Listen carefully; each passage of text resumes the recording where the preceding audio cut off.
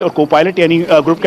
Wing commander rank officer और उसके अलावा 3 वेलिंगटन के ऑफिशियल्स, ये सभी इस समय जो कैजुअलिटीज का फिगर बढ़ रहा है और आगे क्या होगा ये औपचारिक तौर पे अब से कुछ देर बाद पता लगेगा। सौरभ, बहुत सारी खबरें, बहुत सारे नाम, जैसा मनीष आपने बताया, इस वक्त उनकी चर्चाएं तो हो रही हैं, लेकिन आप ये बिल्कुल ठीक बात है कि जब तक किसी भी नाम की कोई पुष्टि ना की जाए, हो पाए कि किस जो 11 बताए जा रहे हैं शव वहां से बरामद हुए हैं उनमें कौन कौन है, तब तक हमें इंतजार करना चाहिए। ये भी बात पता चली थी कि जब ये क्रैश हुआ उसके बाद जिन लोगों को इवैक्यूएट करके वेलिंगटन हॉस्पिटल ले जाया गया उनमें ज्यादातर को बहुत सीवियर बर्न इंजरीज थी, और वो हेलीकॉप्टर की हालत देखकर, वहां जो आग लगी उसको देखकर समझा जा सकता है। देखिए सौरभ, जैसे ही ये क्रैश हुआ सुलूर से फ्लाई होने के बाद, क्योंकि जब भी मी 17 या फिर कोई भी अगर कोई सीनियर वीवीआईपी या किसी को भी ऑफिशियल को लेके जा रहा है तो वो पूरे पैरामीटर्स को चेक किया जाता है और पैरामीटर्स बिल्कुल इक्विप्ड थे, पूरा चेक थे। इसीलिए सबसे पहले जैसे ही क्रैश लैंडिंग की खबर आई तो उसके तुरंत बाद मैंने खुद एटीसी कंट्रोलर जो है उनसे बात की और ये जानने की कोशिश की कि मेट यानी मौसम का क्या हाल है, क्या वेदर क्लैरिटी या विजिबिलिटी नहीं थी या फिर कोई टेक्निकल ग्लिच इसकी वजह हो सकती है। तो इसीलिए इनिशियल जानकारी के मुताबिक जो मौसम है वो फैक्टर रूल्ड आउट हो रहा है, क्योंकि टेम्परेचर इस समय 19-20 है और 19 डिग्री और 20 डिग्री सेंटीग्रेड के लगभग, विजिबिलिटी करीबन 2000 से 3000 मीटर इफेक्टिव थी नीचे की तरफ और 1000 से 1500-2000 मीटर इफेक्टिव थी ऊपर की तरफ। तो यानी बिल्कुल क्लियर है, ये रीजन शुरुआती तौर पर एटीसी को नहीं लग रहा था। उसके बाद जैसे ही ये क्रैश हुआ उस समय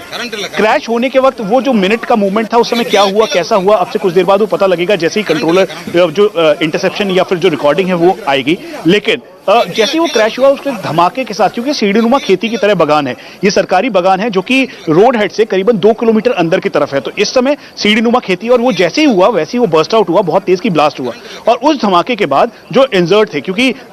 जैसे चीफ ऑफ डिफेंस स्टाफ सबसे आगे बैठे हैं, उसके साथ उनकी पत्नी मधुलिका रावत बैठी हैं, उसके बाद जो ब्रिगेडियर लीडर हैं, साथ में दूसरी उसके ठीक पीछे लेफ्टिनेंट कर्नल हरिंदर हैं, उसके अलावा जो 5 और पीएसओस हैं वो मौजूद हैं, साथ में 3 जो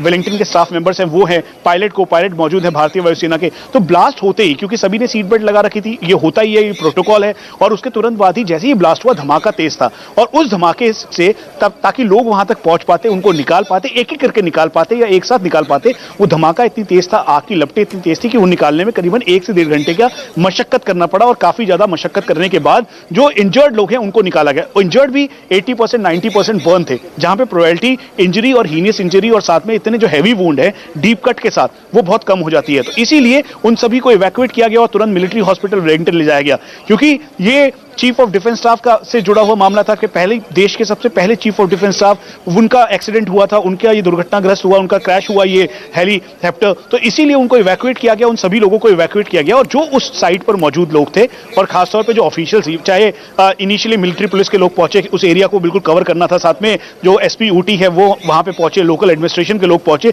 तो उस एरिया को कॉर्डन किया। लेकिन जो धमाका इतना हैवी था उसमें से निकालना बहुत मुश्किल था। आप ये समझ लीजिए कि एक बहुत तेज की धमाका जिसके अंदर 14 के लगभग ऑफिशियल्स बैठे हुए थे और उसमें से एक एक करके निकालना बहुत मुश्किल था, इसीलिए 1.5 से 2 घंटे का मशक्कत करने का वक्त लगा और रोड हेड से ले जाकर उनको बाहर तक ले जाने में काफी मशक्कत करना पड़ा। और मिलिट्री हॉस्पिटल वेलिंगटन जब ले जाया गया, जो ऑफिशियल्स वहां पे मौजूद हैं, सौरभ, एक बहुत चिंता की बात यह है कि शुरुआती तौर पर जो 4 से 7 डेड बॉडीज या कैजुअलिटीज